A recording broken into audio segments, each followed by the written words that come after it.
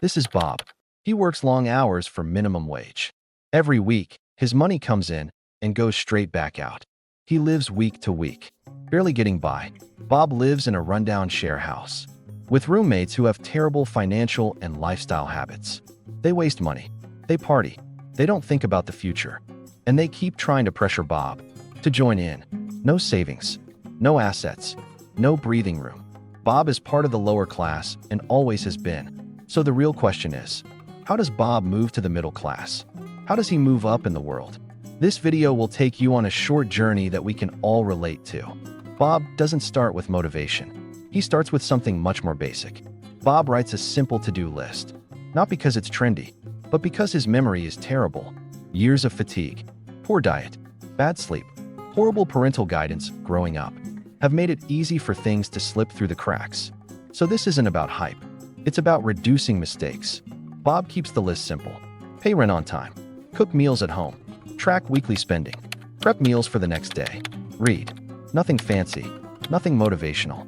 Just small tasks that keep him moving forward. Following his to-do list, Bob's days start to become more structured, more deliberate, more effective. He begins with the basics. Bob starts educating himself on how saving money actually works and how money is really made. For the first time, he understands the compounding effect of small amounts of money wasted every single week. So Bob does something uncomfortable. He builds a real budget, and the numbers shock him. Takeaway coffees, random spending, late-night food runs. It had been leaking money far faster than he realized. But just as Bob starts improving, the first real challenge appears. Peer pressure. His deadbeat roommates notice the change, and they don't like it. They start pushing him to drop the new habits and come back to the old ones.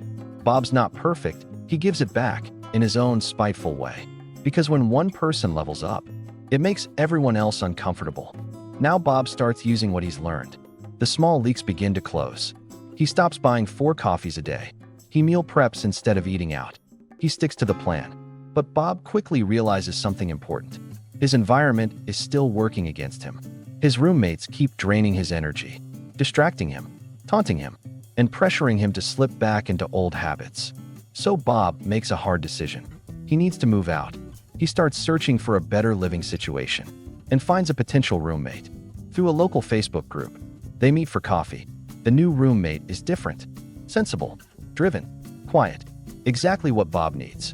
Bob moves in immediately, and for the first time in a long time, there is peace in his life, with fewer distractions and better habits in place. Bob notices something powerful. His savings start growing. He finally has financial breathing room. His shoulders drop. He smiles more. He sleeps better. And he becomes someone who is far more pleasant to be around. Bob finally had something he hadn't had in a long time. Peace. With his spending under control, what we like to call playing defense, Bob could now focus on the next phase of his life, going on the attack. He looked at his minimum wage job. Long hours, very little money. And if he was being honest, he didn't enjoy it. Bob had fixed the leaks in the bucket. Now he asked the bigger question. How can I earn more money and do something I actually enjoy? Or at the very least, something I don't hate. While searching for answers, Bob came across a book that introduced him to a Japanese concept called ikigai. Ikigai is the idea of finding the sweet spot between what you enjoy, what you're good at, what the world needs, and what you can be paid for. In simple terms, it's about finding work that gives your life purpose and pays the bills. Bob liked that idea, so he gave it a shot. Instead of overthinking, Bob kept it simple.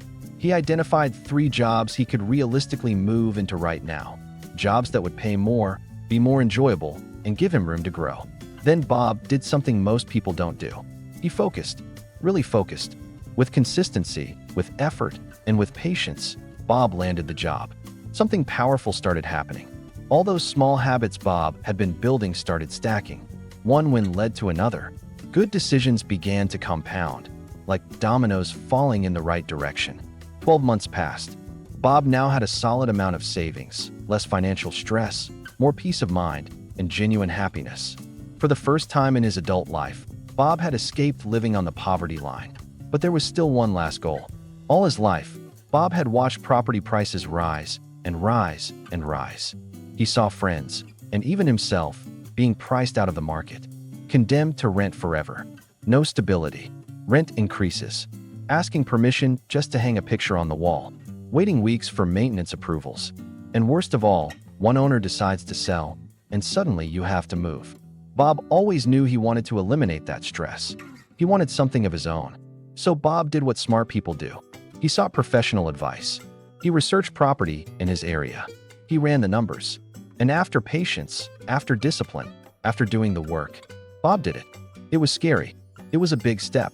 But Bob finally had something powerful, stability, a place to call his own, and an asset that, over time, would hopefully grow in value. Because in the end, it wasn't one big decision that changed Bob's life. It was the small habits, repeated daily, that created the momentum. Bob's journey is one example of what many people would call moving toward the middle class. But what does middle class actually mean? In simple terms, being middle class usually means having enough income and financial stability to comfortably cover your living costs, save for the future, and handle unexpected expenses without constant stress. For Bob, that meant a few key things. He had steady income. He had growing savings. He had control over his spending. And eventually, he had a place to call his own. It wasn't about being rich. It was about having stability, options, and peace of mind. Now, it's important to remember, this is simply a story. There are many different paths in life, many different timelines, and many different definitions of success. But most successful journeys tend to start with the same simple concept that many people overlook. Small steps, small habits, small tasks done consistently over time. Because when repeated long enough, small actions can lead to very big results. And Bob is proof of that. I'd love to hear your thoughts. What part of Bob's journey stood out to you the most? Let me know in the comments below. And if you want to see what happens next, make sure you subscribe, because in the next video we're following Bob's journey from middle class to upper class. I'll see you in the next one.